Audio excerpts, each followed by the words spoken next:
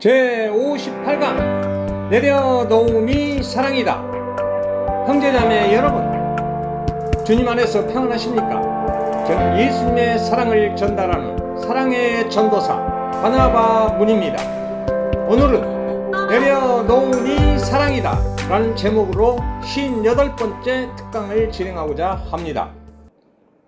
우리의 삶은 하나님께서 주신 선물이고 은혜인데 우리는 끊임없이 내 것이라고 주장합니다. 세상에 있을 때는 내 생각, 내 욕심, 내 소유, 심지어는 내 하나님, 그렇게 내 것을 챙기기에만 몰두하게 됩니다. 그러나 물과 성령으로 거듭나서 성령님을 통해서 예수님의 사랑이 우리를 찾아오게 됩니다. 우리는 예수님의 사랑이 임하시기 전에는 결코 내려놓지 못하며 예수님의 사랑이 임해야만 자기의 모든 것을 내려놓을 수 있습니다. 그렇다면 내려놓음이란 무엇이고 왜 우리에게 내려놓음이 필요한 것일까요? 이용규 선교사가 쓴 내려놓음이란 책에 따르면 내려놓음이란 나를 비우고 하나님으로 채우는 삶의 결단이라고 말하고 있습니다. 또한 하나님이 내려놓으라고 하시는 이유는 우리가 내려놓을 때 비로소 그것이 진짜 우리 것이 되기 때문이며 하나님이 우리에게 더 좋은 것을 채워주시기 때문이라고 말하고 있습니다.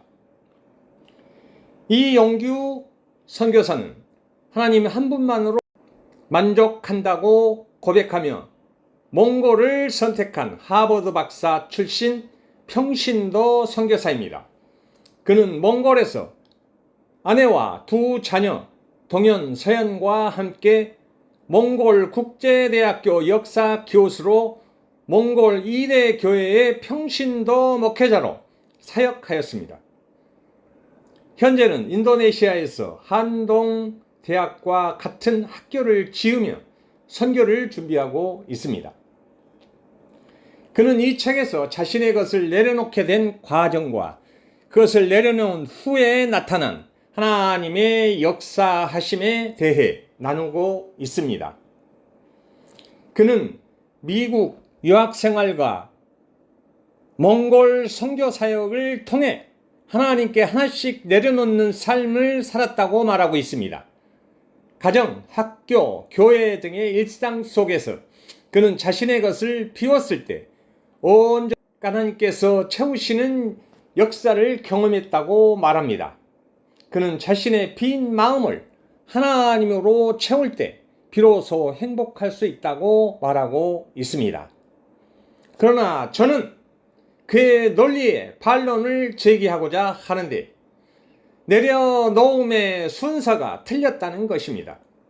그가 말하는 내려놓음은 불교에서 말하는 자기 수양과 무소유의 개념과 구별이 안 됩니다.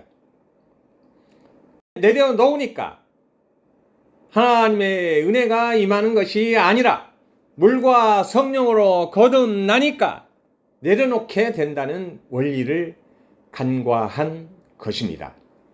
물과 성령으로 거듭나서 예수님의 사랑이 임하게 되면 우리는 모든 것을 자발적으로 내려놓게 됩니다.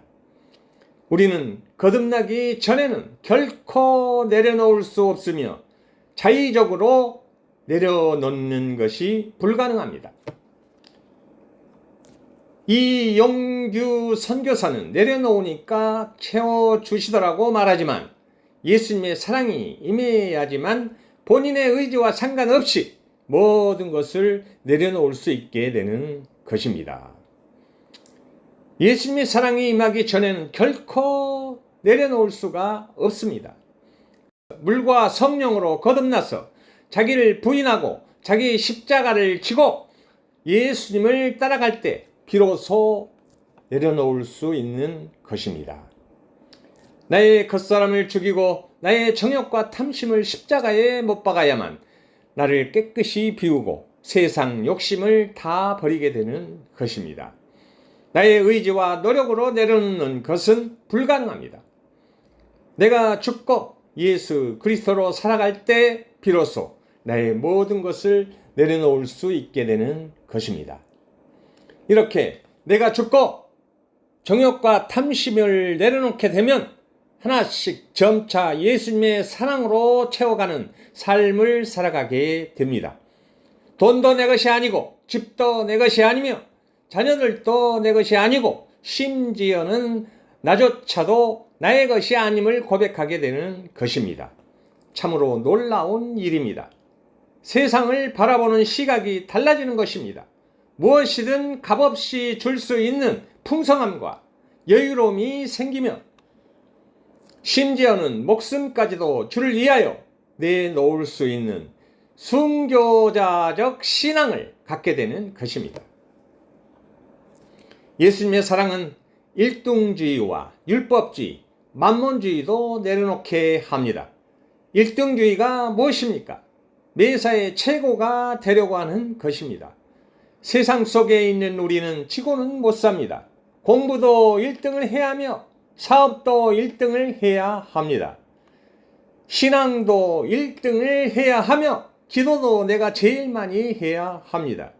그것은 좋은 것 같지만 마귀가 주는 생각입니다. 왜 그럴까요? 마귀는 서로 경쟁의식을 갖게 하여 뒤처지는 사람들을 상대적으로 상실감을 갖게 하는 것입니다. 1등주의는 시기심과 질투심을 유발하게 되어 관계가 깨어지게 합니다. 1등주의는 1등을 해야 하나님의 사랑을 받을 것으로 착각하는 것이며 1등을 해야 신앙이 좋은 것으로 생각하고 있는 것입니다. 이것은 교만으로 이어질 수 있습니다. 예수님의 사랑이 임하시면 이런 1등주의는 눈 녹듯이 사라지게 됩니다. 예수님의 사랑은 상대방을 배려하고 낮아지며 겸손하게 변화되는 것입니다. 예수님의 사랑은 1등주의도 내려놓게 합니다. 율법주의가 무엇입니까? 율법주의를 정리해 보면 다음 세 가지로 정리할 수가 있습니다. 첫째, 겉으로 말로만 하나님을 사랑한다고 하면서 실제로는 하나님을 사랑하지 않는 것입니다. 둘째, 율법주의는 남을 판단하는 자로서 율법의 기준에 맞지 않으면 상대를 비판하는 것을 말합니다. 셋째, 천국에 가려면 하나님의 말씀인 율법을 지켜야 한다면서 사랑보다는 율법을 지켜야 한다고 강조하는 것입니다. 이런 율법주의도 예수님의 사랑이 임하시면 입술로만 말하지 않고 진정으로 하나님을 사랑하게 되고 자기의 기준에 맞지 않는 사람을 판단하거나 비판하지 않고 사랑하게 되며 자기의 주장보다 상대를 이해하려고 하며 자기의 정욕과 탐심을 다 내려놓게 되는 것입니다. 만몬주의가 무엇입니까? 만몬주의는 하나님보다 돈을 더 사랑하며 섬기는 것입니다. 만몬주의는 돈이 우상이 되어버린 것을 말합니다.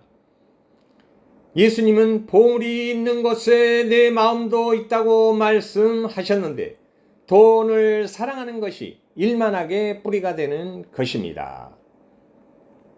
한국 교회도 만몬주의는 깊숙이 침투해 있으며 돈 없는 목회와 돈이 없는 선교는 생각할 수도 없게 되어버렸습니다. 그러나 만몬주의도 예수님의 사랑이 임하시면 내려놓게 됩니다. 참으로 신기하고 놀라운 일입니다. 예수님의 사랑이 들어오면 이제는 내가 돈을 다스리게 되며 초대교회 교인들처럼 물건을 서로 통용하며 나눔이 일어나게 되는 것입니다.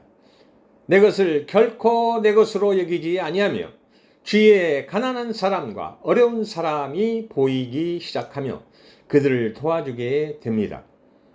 예수님의 사랑이 있는 것은 살맛이 나게 됩니다. 예수님의 사랑이 임하면 결국 한없이 낮아진 나를 바라보게 되며 나의 정욕과 탐심을 내려놓게 되며 모든 소유가 하나님의 것임을 인정하게 되며 나의 힘으로는 아무것도 할 수 없다는 것을 깨달아 가장 낮은 곳에서 마침내 이런 고백을 하게 됩니다.